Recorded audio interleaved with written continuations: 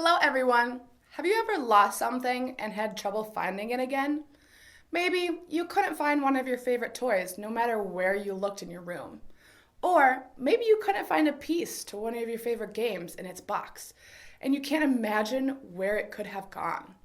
I know for me, sometimes I have a hard time finding my phone or my keys in the morning because I didn't put them where I should have put them. In situations like that, I have to look all over my house to try to find it again.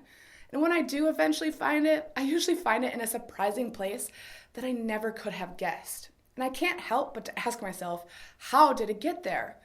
And in some ways, that reminds me of Jesus in our scripture passage for today. No, Jesus hasn't gotten lost, but he does seem to turn up in surprising places.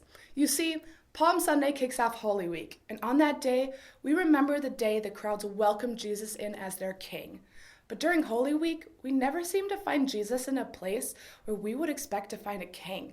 For example, if I went out to look for a king, I would expect to find him riding a stallion back then, or maybe in a limo, or something like that if it was happening today. But instead, in our scripture passage for today, we see Jesus humbly riding on a donkey.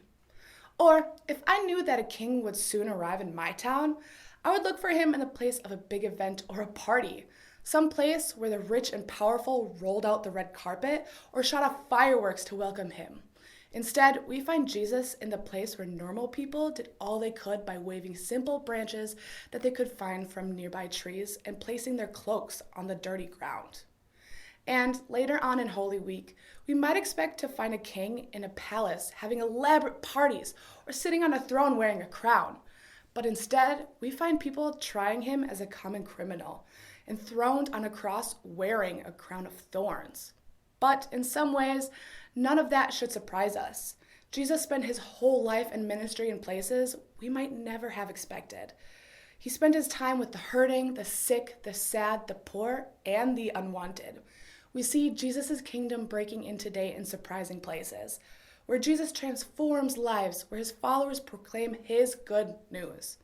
So, as we wave our palm branches today and celebrate Jesus as our King, let us remember that we still find our King and his kingdom in surprising places where God has called us to serve him well.